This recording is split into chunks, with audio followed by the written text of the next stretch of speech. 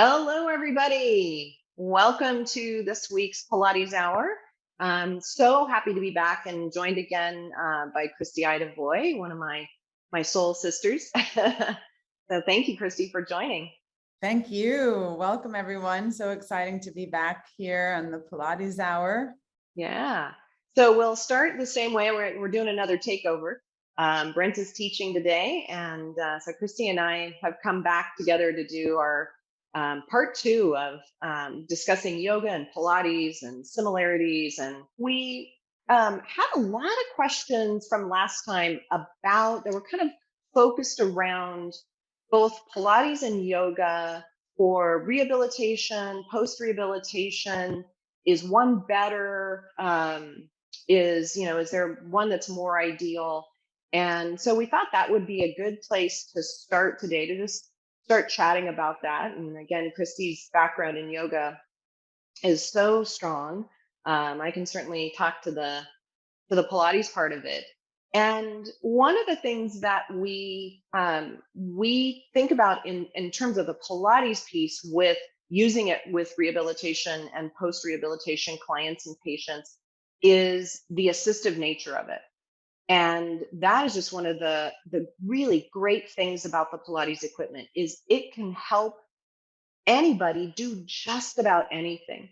And this is going way into people with significant injuries, spinal cord injuries, somebody who's had a stroke, somebody who can't do a particular movement. We can use all the springs and pulleys and bars and assistance to allow their body, even if they aren't controlling it. We worked with people who really are paralyzed and they just need to move through their joints, and we move them through the different movement patterns and they still get to experience it. And so that's pretty well known, at least in our training, of why would we use Pilates in a rehabilitation setting or post rehab.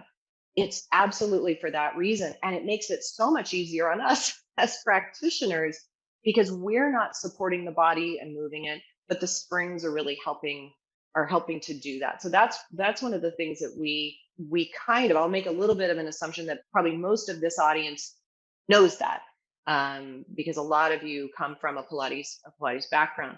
So what I would really like Christi to do is talk a little bit more about how you would do that in a yoga setting, what types and props and things like that, so that we can be a little bit more informed.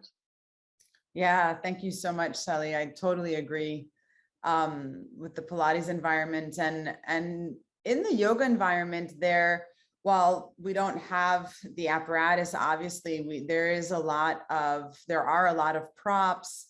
The wall is used a lot, chairs are used a lot, bolsters, straps, belts, yoga blocks. So I think that, also understanding the mindset that a yoga setting evokes. And again, I come from a fairly traditional, very traditional yoga background, where I remember we didn't learn the sun salutation and really getting into load and weight bearing and moving quickly for a few years. So while sure, you might know it because you go and you take a neighborhood class or something like that, when you're actually studying the science and the philosophy of yoga, you understand that really what we're doing is resetting the nervous system, is bringing down the stress, the tensions that will eventually lead, right, or potentially lead to injury.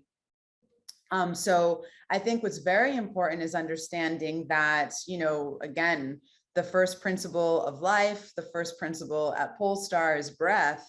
And when we start just even slowing down, breathing, getting on the floor, really grounding, literally and figuratively grounding the system, that creates an internal environment that supports, encourages, reinforces the nervous system's natural instinct, right, to heal, to repair, right? We're constantly repairing ourselves internally. So I think that the yoga environment that asks you to release, to feel supported, to think about, in restorative yoga, which I know this term, right, is used very broadly these days, but essentially something that restores is something that cradles, right? Just like the way that we swaddle a newborn, or we cradle a baby or a person, right? Sometimes we need a hug, to be held, to feel that we can create that kind of cradle for the body with the floor, maybe a chair, maybe the edge of a bed, pillows, blankets, to really allow the system to start to release and unwind. And yeah, in a nutshell, again, I feel like we start talking about these things, and I so appreciate how vast the topic is. It really is. And it reminds me, and I think we've spent so much time together that I think we think the same. Sometimes we're thinking exactly the same thoughts. And I remember, at least I think you did, um, talked a lot about, and maybe even did a workshop about using your mat or the mat or just the floor as a prop. And I started to really embody that, whether I'm on the mat or I'm on a piece of equipment, that idea that it is supporting you. So instead of you're holding yourself up, that you really give into that, and it does change the state, how you are at that moment. It is that out breath that often happens, and then it allows, and it reminds me a little bit of some of the very very slow movement. We do this a lot. Those of you that have done work on the OOV, there's things we do kind of real time, and then there's things that we do extra super slow, which changes the whole, almost the whole program of how we would move our arms or how we would move our legs. And it just gives you a different experience, than the way you've done it before. And I really appreciate when you started talking about that, because I thought, wow, that's a really cool way to think about it, of using all these things for support, because that's really what it is. And when you're on the mat, that you don't really have anything else. Right. Yeah, yeah, yeah. And, another thing that comes up to, and I just reiterate what Brent, talks about a lot in how we're doing our assessment and how we're looking at people's movement, is the idea of, it's like a layered approach almost. So when you ask someone to do something, you're really looking to see, do they generally understand what you mean. So a lot of times we'll ask someone to do something and they can't do it, not because they really can't do it, it's more that they maybe just didn't understand. So we talk a lot about the coordination piece of it. So if my cueing is better, my verbal cueing is clearer, or I can give a really precise image, does that change it? And now the person can do it. If so, great, keep going. Maybe I need to have some tactile cueing in there. My hands can give a little bit more information. That's great. Then move on, because the person can do it and we're just helping them to do it better. But then we really have to start looking at control. And then eventually we start looking at mobility. So in the control piece, our biggest thing that we can use, and if we had Mentimeter up, we could do a quiz. I'm sure that most of you who are watching, are already thinking about load. How do we manage load when we're in a class? So many of the props you mentioned, Christy, the blankets, the straps, all of these things are really helping us to manage load and manage, really in this case, gravity and our bodies, against gravity. And then, we get to mobility. Do they have, some mobility restrictions that are more a strategy? And we just, had Eric on a couple of weeks ago, and talking about the bone rhythms and the arthrokinematics. So if we're giving really good information that, the person should be able to move better, because we're following the natural patterns in the body. And then eventually you get to that point where it really might be structural, and we need to refer out. And we were talking, Christy and I were talking about this as we were getting ready today, of all the different people that you can refer to. Sometimes we just think, oh, a physician or a physical therapist. But, Christy, talk a little bit about, some of the people you've you've referred to, that aren't that. Yeah, absolutely. And sometimes it is a linear process where you can tell, okay, you need to go and spend some time with this physical therapist or osteopath and let them clear you to come back to this environment. And sometimes it's a parallel thing where it's like, wow, okay, you can do this. The quality of movement can be so much better. Your experience of the movement, right? Because ultimately we have the goal of the positive movement experience that exceeds expectation. So it's like, yeah, you can do it, but it's not fantastic. So, working with myofascial release, which, we've such a big part of Polestar and in both of our practices and lives, and what a huge difference it makes to really work with the tissue to prepare for movement, and how the movement can prepare the tissue for the myofascial release work. And again, it's a huge blessing to have a therapist that can put their hands on you. But sometimes if we don't have that, again, what you just finished saying, understanding how ultimately what we're doing with the props is managing the load of gravity, the alignment or positioning of the body. How can we set ourselves, set up our classes, set up our students with some props and breath and just some guided release, so that gravity starts to create this internal massage, this irrigation, right, that Joseph Pilates talked about, without it having to be a strenuous cardiovascular experience, but understanding, that when we start opening and just that experience of feeling our tissues melting in a shape, and knowing how that is improving lymphatic drainage, all drainage, right, of all of the tissues, remembering that we are actually gelatinous. I And can I hear remember, Carol Davis right now. right? Yep. Yeah. And so it's Yep. like, if we're super hydrated, if things are moving well, again, that therapeutic, that rehab or post-rehabilitative piece is really present. So going back to this, the reason that the Pilates hour today is called, which is best for rehab. I know I'm butchering it right now, but it's because so many of the questions that we got from our last conversation were asking this. So rather than this, Pilates or yoga or Pilates or something else, it's really so much about the approach, right? The Right. mindset with which we're working. Yeah.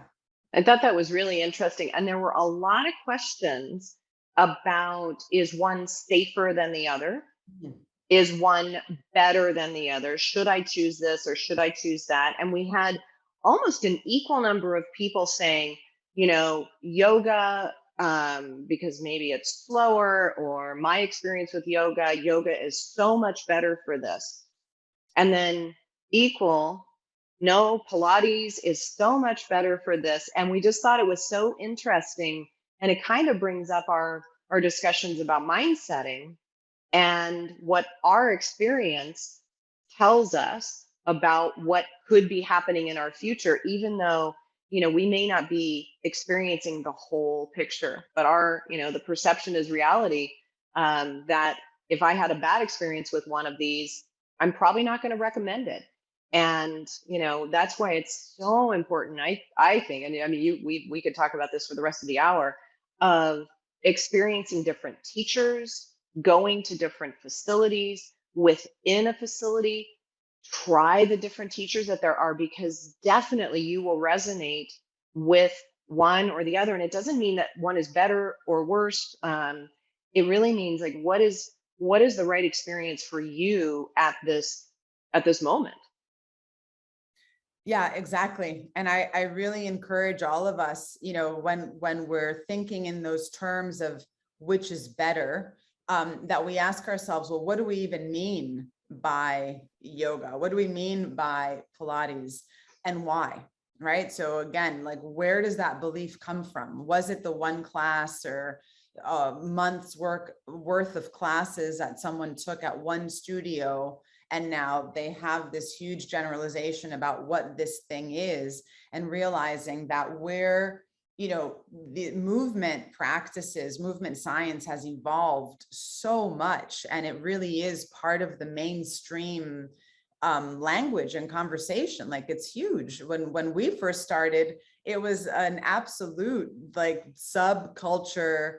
Mhm. It was not, you were not going to see a commercial on TV of the yoga instructor buying the car. Like, it's amazing now how it's permeating so many in the supermarket, on cereal boxes, like it's Yep. everywhere. Yep. So we need to realize that there's this huge diversity, and it's fantastic, you know. And so seeking to understand, right, which is another thing we talk about so much at Polestar. And it's really one of these life lessons, right? Seek to understand before being understood.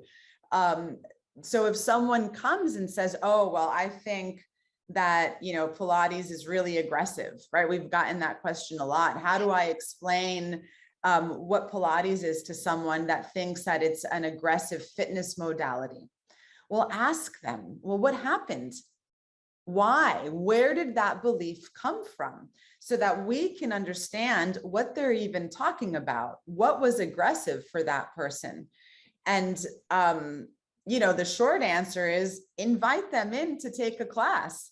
Because ultimately what we're doing is shifting, is a paradigm shift, Right. right? If someone has this idea and we would like to have the opportunity to expose them to something different because we feel that it'll be so beneficial, you know, it's basically a paradigm shift. And so the easy answer is invite them to your class. Yeah, Now, absolutely. the deeper or a little more complicated path is ask them why, what happened, right? And even for us to catch ourselves, if we're generalizing and saying, oh no, yoga is not good for that because yoga doesn't teach you to, you know, round your spine or to articulate your spine. Everything in yoga is in a flat back. And so again, like standing back and saying, wait, maybe it's not. Maybe I've taken the same style of class or the same pattern of movement or choreography, and it was called yoga. And now that got embedded in my belief system as yoga only works in a flat back, right? And Pilates only articulates the spine. Right. Which we know is not true, right? I remember our last conversation, us preparing for the last one, where we kind of came to the realization of like, wow, there's really a lot more in common than there is different. Right.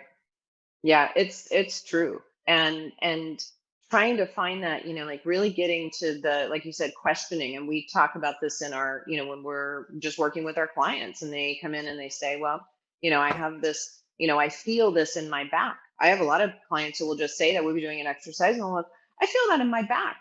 And I remember when I was a more novice teacher, a zillion years ago, my my care for them and my sense of responsibility for I'm giving this person this movement to do, I'm setting the whole thing up, and oh my gosh, they're having a bad experience.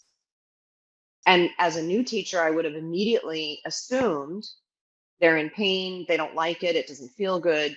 But really, what they might just be saying is, I feel my back muscles working, or I feel a stretch, or I feel something, you know. And it's taking that moment to, again, go a little bit deeper, ask the question. Oh, that's, you know, as you know, Christy and I laugh, and our phrase for everything is, isn't that interesting? Tell me more about that. And they'll say, oh my gosh, it feels so good. I really feel like I'm working and I'm strong. And if I hadn't asked that question, I would have made a really false assumption that they were having a bad experience where they were having a good experience. So I really think that's so important. And I was looking at it was a movement person. I don't remember who it was on Instagram. And somebody commented, he put some movement up. Um, And somebody commented, I really like that. And I was so inspired because his comment back to them was, that's fantastic.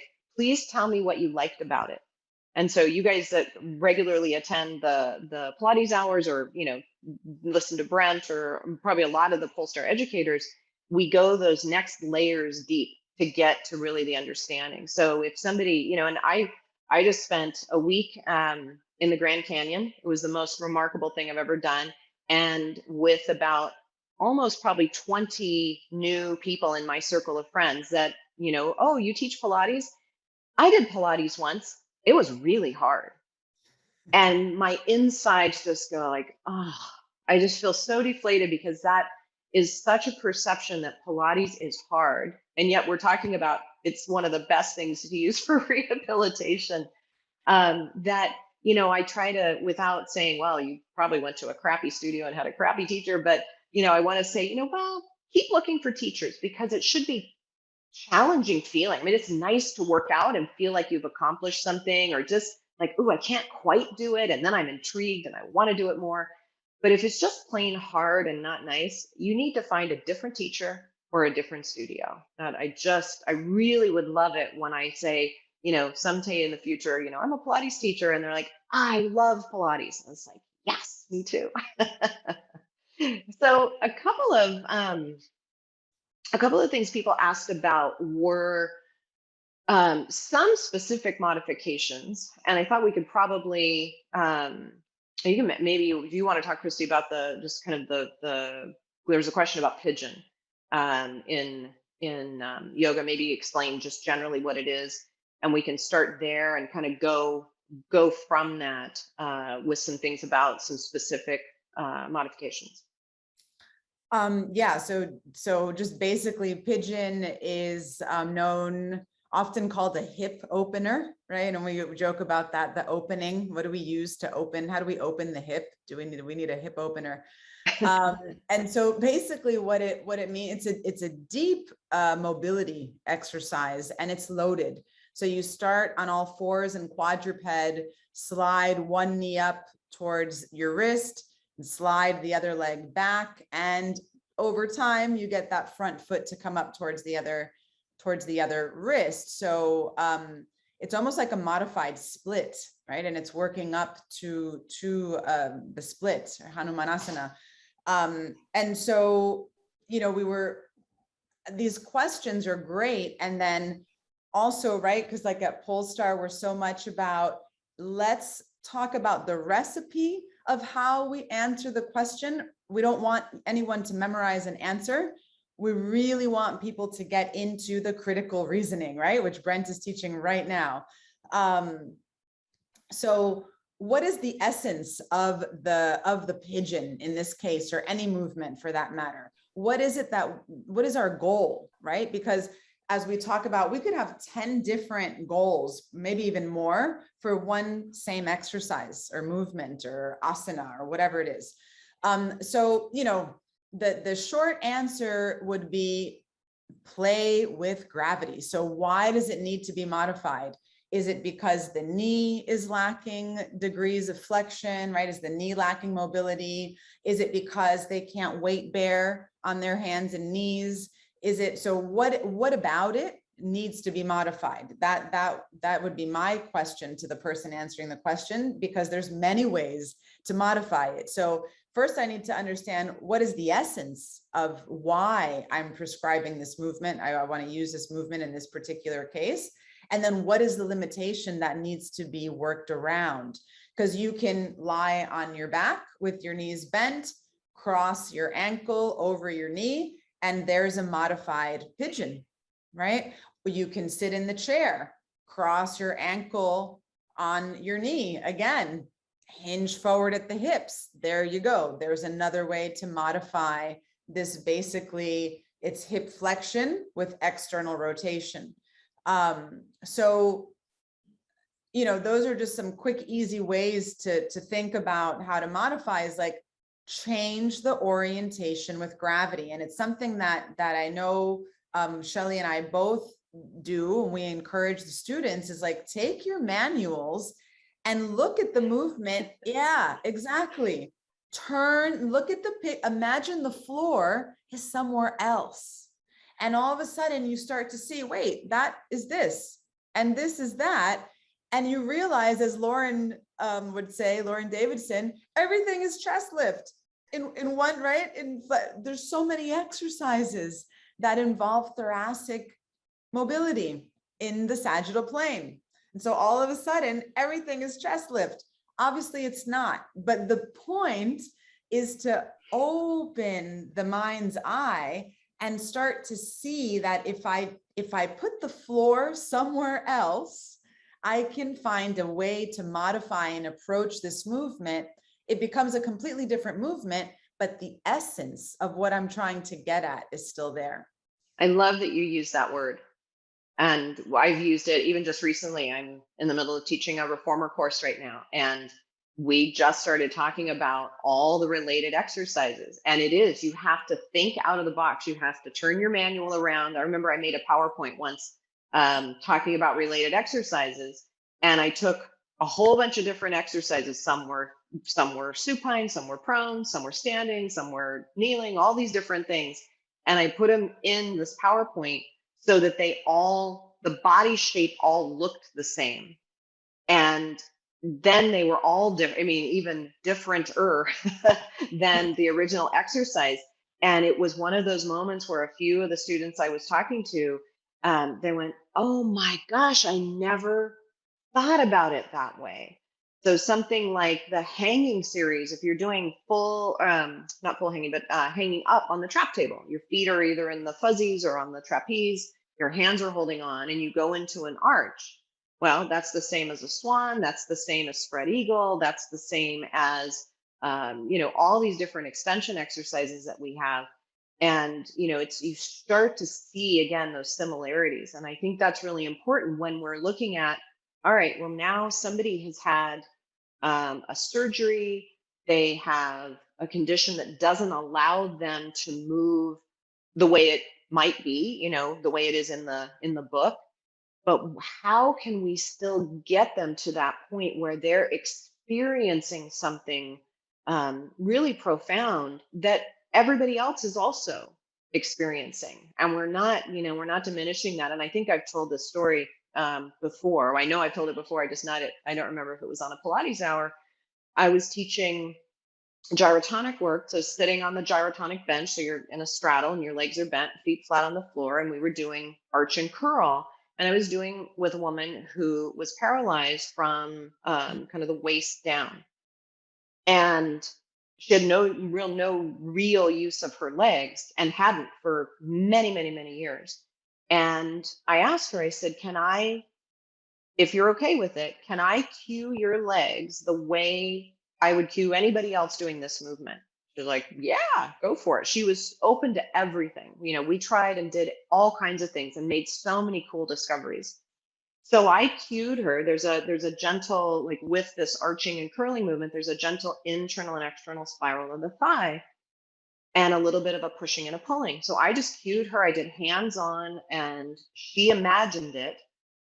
And the movement of her spine changed to the point where we both almost got a little bit teary. It was like, this is incredible. She has no volitional use of her legs, but I was able to bring something to her so she could experience it the same way that you or I would do it. And so I really encourage you guys to, what is that essence? What's the thing, and how can you get it with your client, no matter what you have to do to get them there? And that's different. Different schools teach differently. Yeah, then maybe they're not so open to this exploring that we want to do. Yeah. And again, that just really reinforces the idea that it's so much about our approach.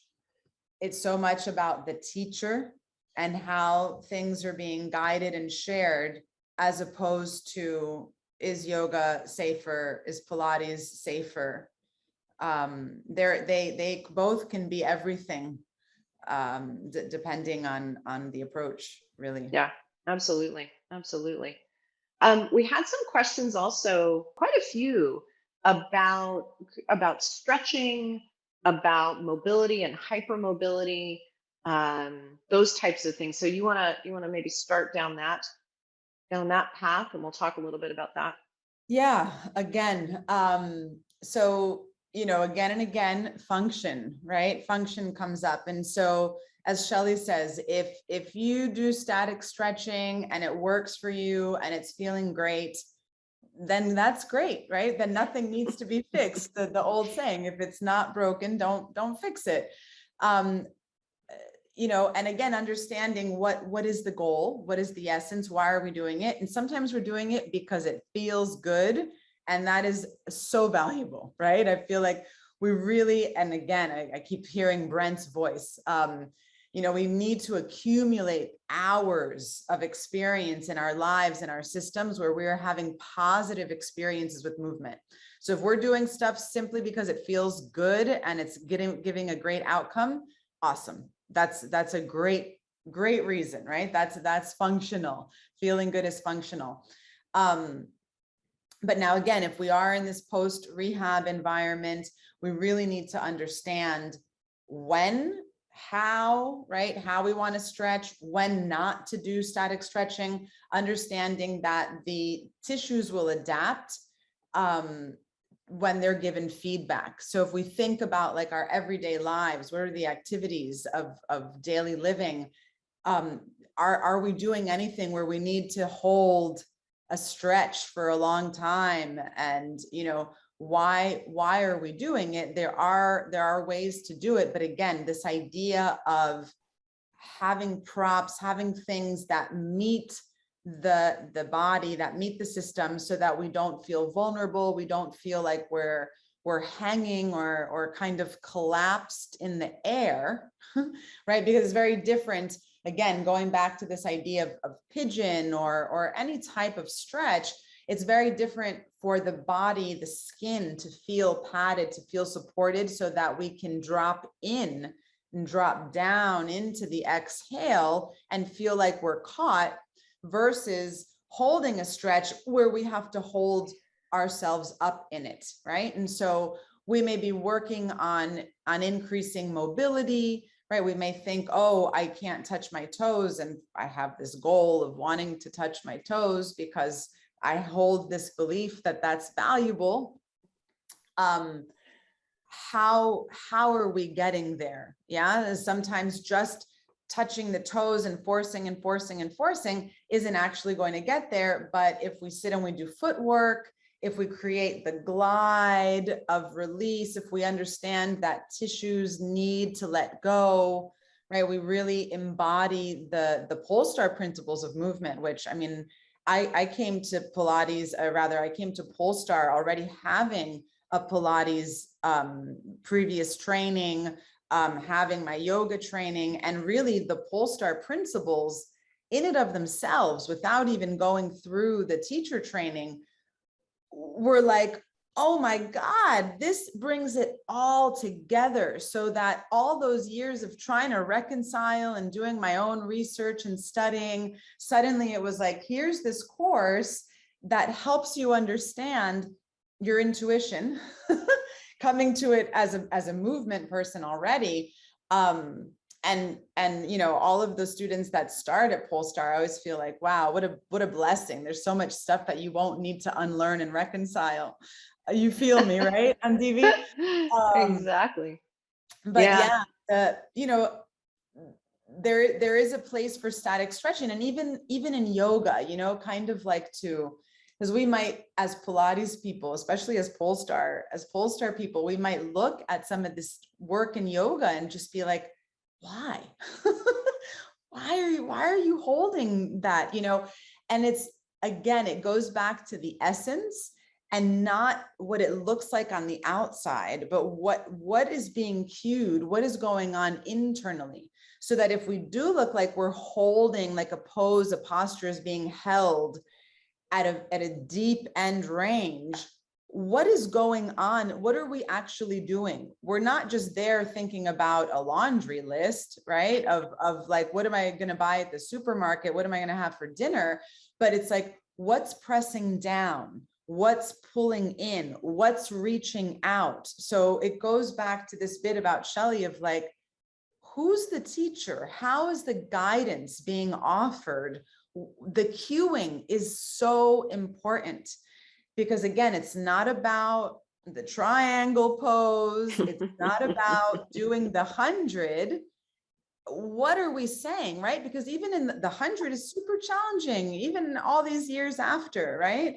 If someone is just snapping fingers and counting for me, that can be fun, but it's way more powerful if I'm being given information on where to press down, what to reach up, what am I looking at, what are my legs doing, how does it relate back to what my spine is doing.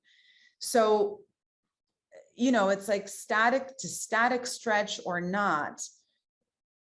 Right. It's so much about, well, where is the mind in like who's at home while you're doing that? Because Right. ultimately that's really what's going to make the difference more than the stretch in and of itself. Yeah, and with the whole thing about, and because I'm fairly new to yoga in general. I didn't practice it, for a lot of my life, and probably the last, I don't know, 8 years or maybe I've been um exploring it, and I love it. And I mean, I realized like, wow, these are movement patterns and types that I've never really done before. I was a dancer, I was a gymnast, I was a swimmer, I did all these different activities, but I've never really done this before. And so that was super interesting. And I came to really understand. I mean, it's like I knew it, but I had to really feel it and own it, of all of the static work. They ain't nothing static about it. I mean, every balance. I was just giving some feedback to some students about this idea of control and doing movement. Like, even just reaching your arm up overhead, where generally, one of the things we might say if it's an exercise is we want to move the arm or move the leg without moving the body. So an image might be that the body is, like a big pillar of cement or something like that. And that actually isn't really the right representation of control, because there's no control there. It's just there. And for me to be mindful of my posture and make it look like I'm able to move something with not moving my body actually takes a lot of awareness and a lot of control. And that's where we go back to that idea of control. It's not volitional muscle contraction, it's awareness more than anything. Am I in the right position? And do I notice when my position changes? Not that it's right or wrong, it's just, can you notice that?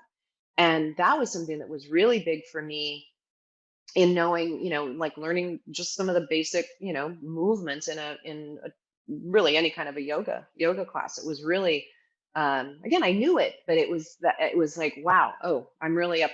This is in my face now. I have to really figure out how to be in a position and hold it. And I think one of the other things too about stretching, and like you were talking about positions that we're in and why are we in these positions, what I really appreciate, at least with my, kind of small background in yoga, I don't want to say limited, but I don't have the years that Christi does, is there's always something more.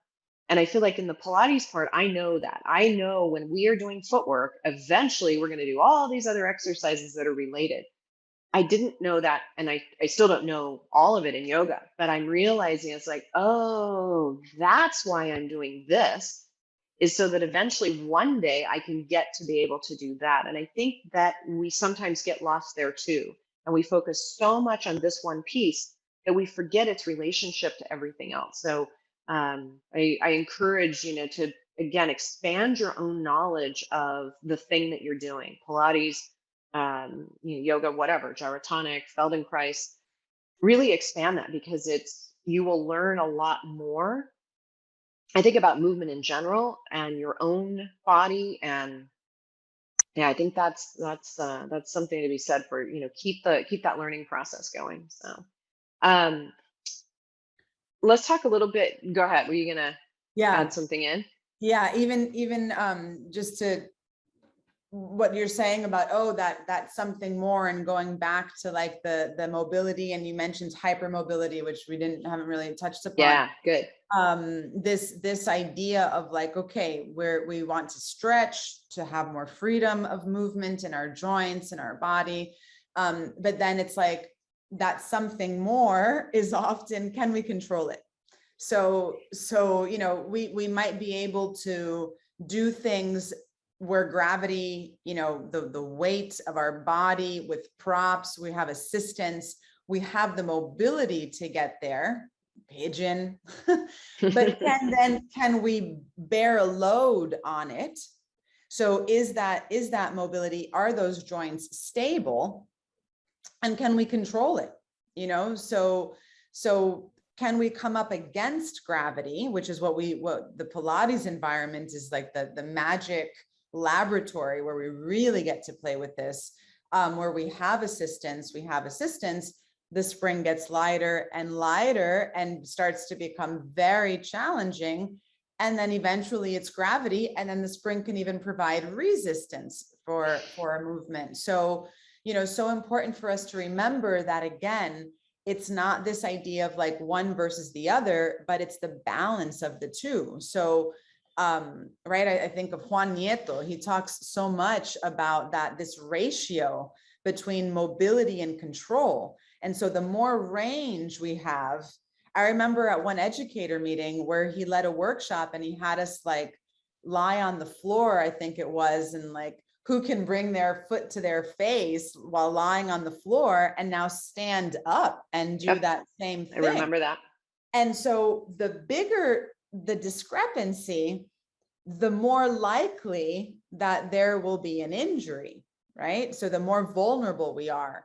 So being really mindful that we're not just working on mobility and range for the sake of mobility and range, but what's that next bit, right? It's ultimately control. We're Right. creating a foundation, but then, and it's something that we do in our program design, right? It's what we teach in our teacher training.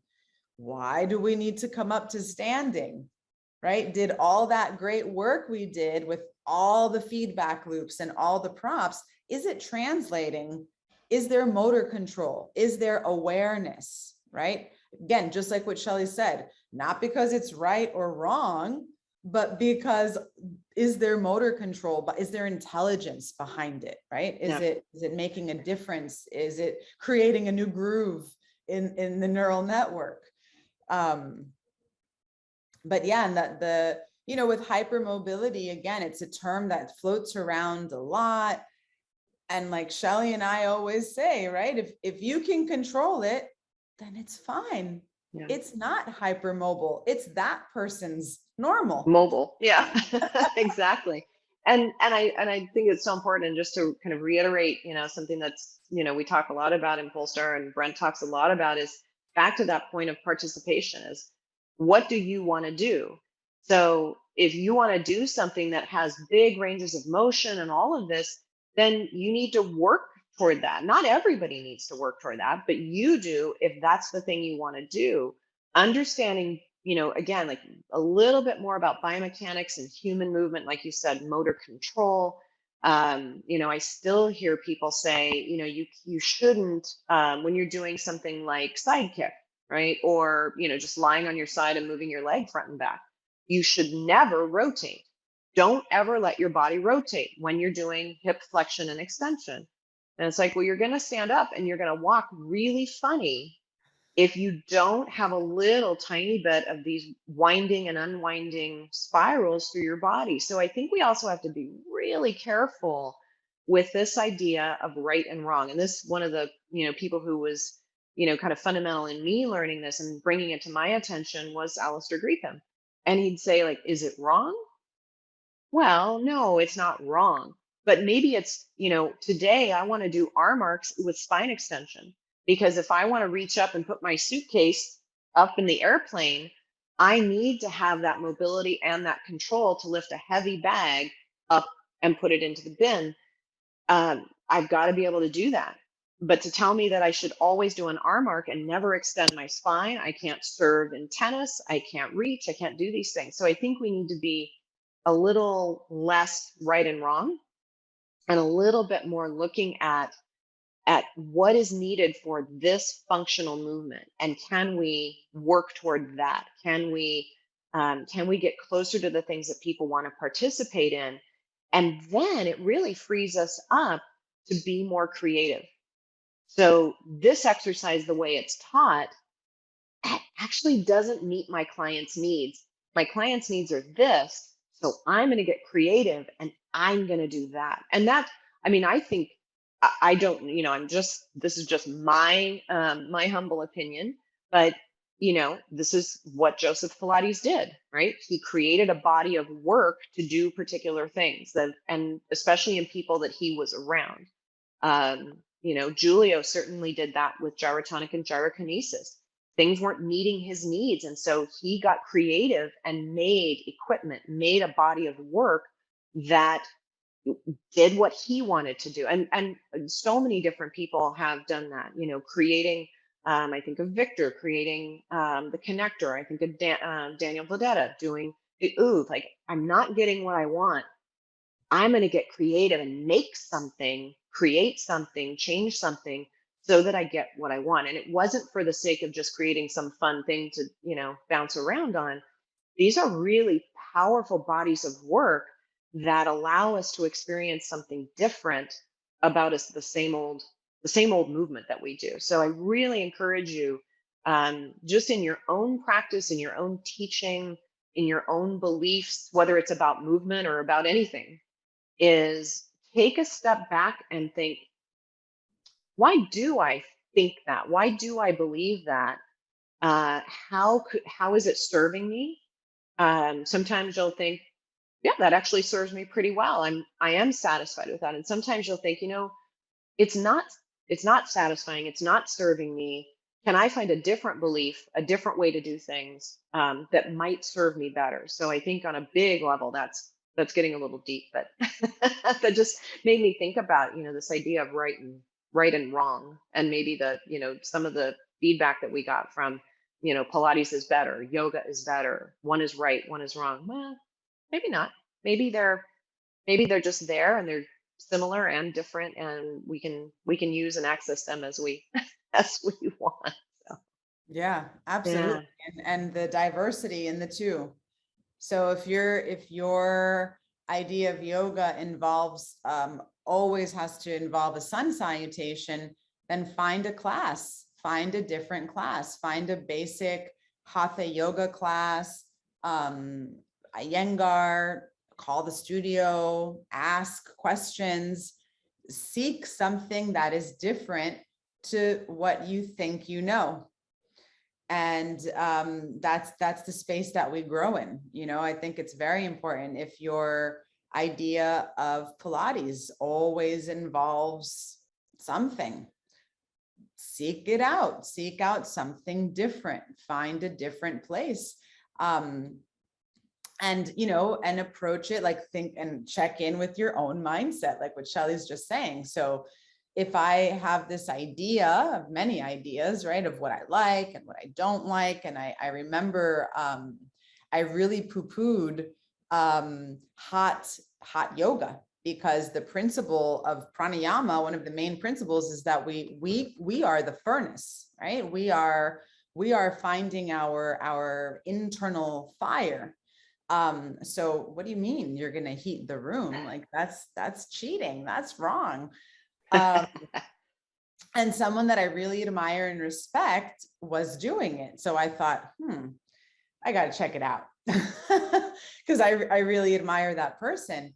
And, and then I checked it out and I was like, wow, I enjoyed that more than I thought I would. Let me check out different teachers, and so again, it's important, like, as we mature and we evolve in ourselves and as professionals and really as people, that we, if and when we are going to seek out the unknown, that we do it from a place of respect, of honoring the differences, rather than going in and going in to criticize or judge. It's very different to judge something with the ruler of good and bad, of right and wrong, versus that's interesting, that's different, I never thought of doing it that way, I enjoyed it. Why did that feel so good? I never want to do that again. Why? What was it? What can we learn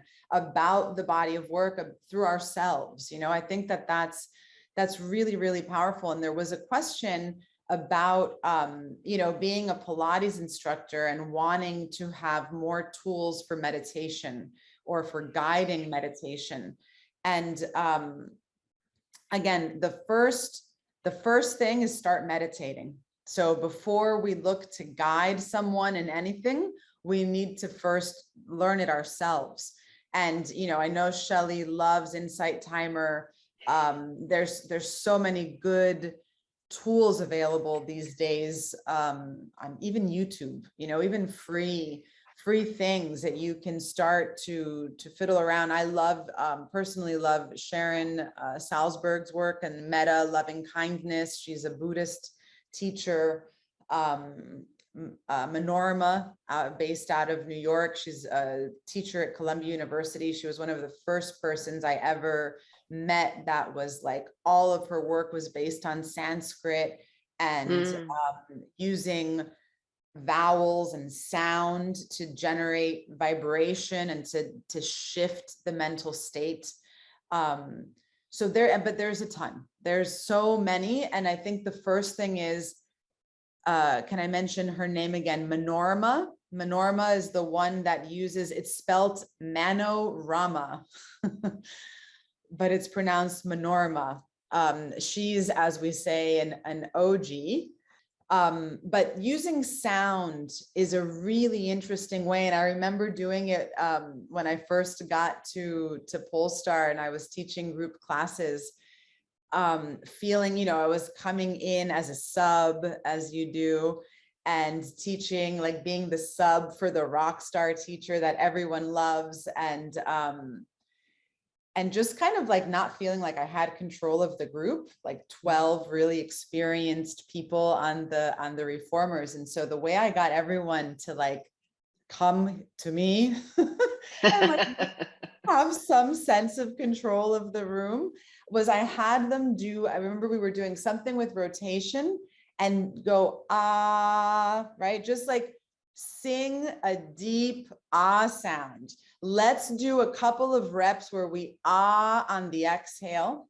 And now let's do a couple of reps where we just exhale without sound. How is it different? And all of a sudden, everyone was like, wow, that was so different. That was really powerful. And then it was like, all right, I'm the teacher, guys. Let me be the teacher. But just realizing that when we use sound, especially if we're more, more comfortable with the body, with the movement, with things that we're guiding that are more external, using sound is a really easy tool. And again, first do it on your own, experience it for yourself, notice how it feels. And then just like in the teacher training, start sharing with your loved ones, with people that are close to you that know that it's an experiment, and it's always an experiment, but it is. I was just going to say that never stops. That never stops. That never stops. But they know that you're in a process of like figuring it out, of like not really owning it yet, because there's that like process of learning something. It feels like totally unknown. Time, practice, repetition, and then we start to own it. And now we're sharing it from a place of our experience rather than from that place of like, I just learned this. Tell me what you think about it. Yeah. No, that's that's funny. It is an experiment. I know we're getting close to time now, but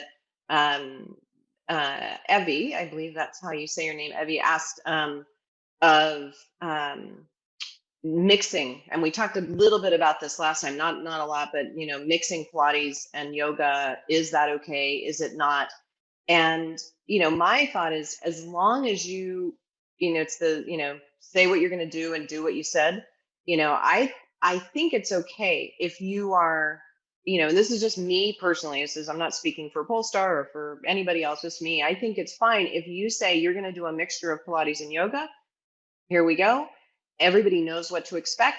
It's a mixture, and as long as you're trained to do it and trained to teach those things, then I think that that's fine. Where I find it's a problem if you say, oh, I'm going to teach a Pilates mat class, and then you start teaching Feldenkrais and some other somatic training and a little bit of yoga and something else.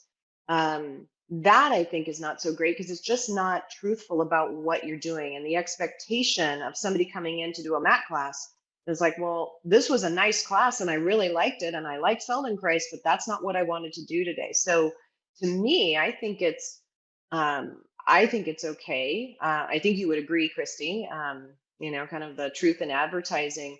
And I do a tiny, and you can speak, and we have about 2 minutes left, but I do a little tiny wrap up, very brief meditation at the end of my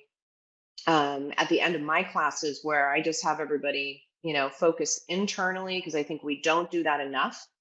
Focus on the sensations. Sometimes I'll say, if you're wearing a watch, notice where your watch is touching your skin. And it's like, oh yeah, I forgot I had my watch on. And just a few little things like that to bring it home. And then I tend to say something about bringing something to mind that you're either grateful for, a person, something. Open your mind to being kind, open your mind to allow somebody to be kind to you. So I do those types of things as at the end, but it's not a full long meditation. But I think that's really up to you and what people want from your classes. Yeah, yeah. And Yeah. then Patricia had a question, um, of the name Yoga Lattes, and depending on the spelling, the Yoga Lattes that I know and I'm the most familiar with was Jonathan, and I can't remember his last name off the top of my head, Jonathan Erla, and he did a combination of yoga and Pilates that was called Yoga Lattes. I hope that I'm remembering that right. And everybody had, that's some of a topic. I just tend to say, we're going to do a class today that's mostly Pilates with a little bit of other movement. I don't teach yoga, so I couldn't say that, but you could say that, Christy. Yeah, I would tend to just say it's a combination. But I'm a Libra, so I like things to be even and balanced. And yeah, so we're just coming up on the hour. Um, and I will just do a quick, Ksenia had a question about the name Polestar, which wasn't at all what we're talking about, but I'll just tuck it in there quickly.